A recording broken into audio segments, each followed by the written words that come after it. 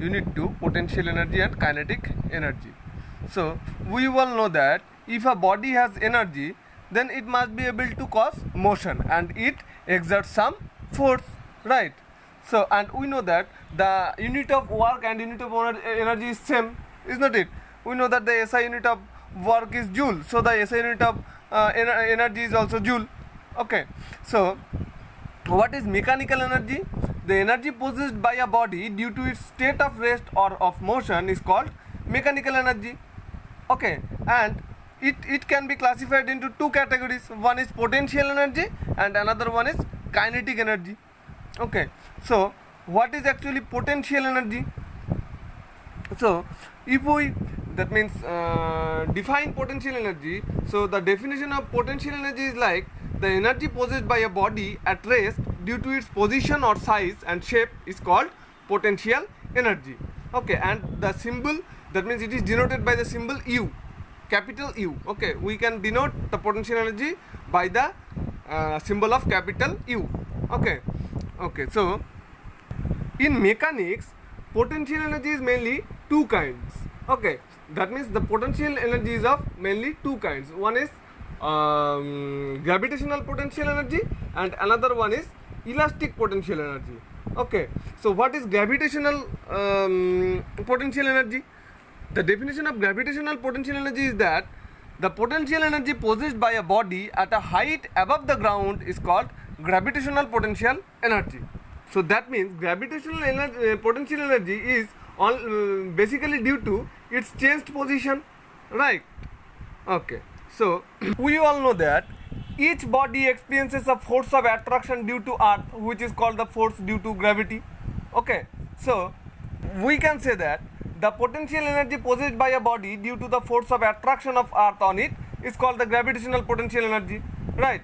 We need to know also that as the distance of the body from the surface of the earth increases, the force of attraction of earth decreases and its gravitational potential energy increases. Okay, so we can say that the gravitational potential energy is equal to the amount of work done in lifting the body to that such height against the force of gravity. Okay, this is actually gravitational potential energy. So if we that means discuss about the investigation 4.2, we can say that this is a spring. Okay, this is a spring and this spring is fixed on a wooden board. Okay, so this is the normal spring. So now, okay, if we place 100-gram weight, okay, or a stone on the spring and if we compress the spring with our hands, then what we will observe? We will notice that the shape or the configuration of the spring changes. Here it is the normal spring, and in this case, in this case, when we compress the spring, then the shape of the compressed spring is changed, is not it? So now, if we remove the compressive force, then what we will observe? Then it is seen that the iron weight flies off like this. Here iron weight flies off, is not it? So from this investigation we can conclude that energy can be stored in a body due to the change in its configuration or shape. So now we will discuss about elastic potential energy. So what is elastic potential energy?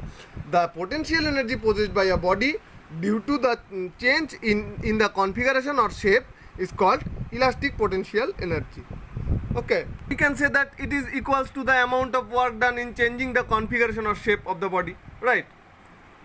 We can say that when an external force is applied on a non-rigid body, it gets deformed due to the change in its size and shape, is not it? Here it is the normal spring.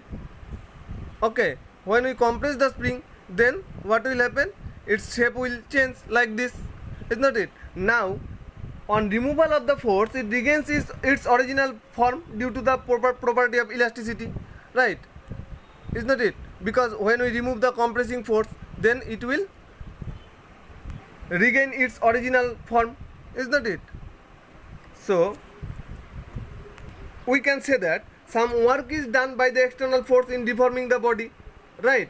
So this work is stored in the body in the form of its elastic potential energy. Okay, so now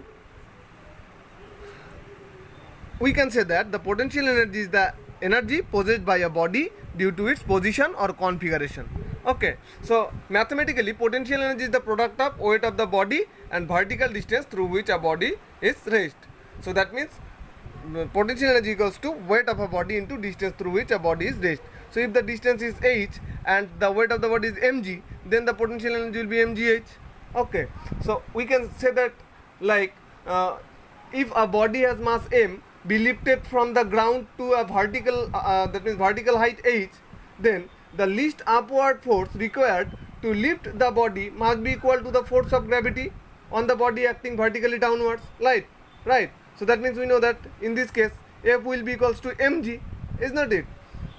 Then the work done on the body in lifting it to a height h will be w. So then we know that work equals to force into displacement. So here force is mg, that means force of gravity, and the displacement is the height, that means h. So mgh, the work is mgh, is not it? So we know that this work is done in lifting the body up, okay, and it gets stored in the body in the form of its potential energy, is not it, when it is at height h, right? So we can say that this potential energy is equals to mgh. So here W equals to potential energy, that means potential energy will be mgh. Clear? So now examples of potential energy. When we wind up the spring of an alarm clock, our muscular energy is stored in its spring. It is this energy which is slowly released and moves the hands of the clock, right? So this is an example of potential energy. And another one is in a toy pistol, the spring gets compressed and stores muscular energy. Okay, it is this stored potential energy which pushes out the plastic dirt. Okay, so similarly a bent bow, okay, a stretched rubber string, okay, a compressed spring, they have potential energy, is not it?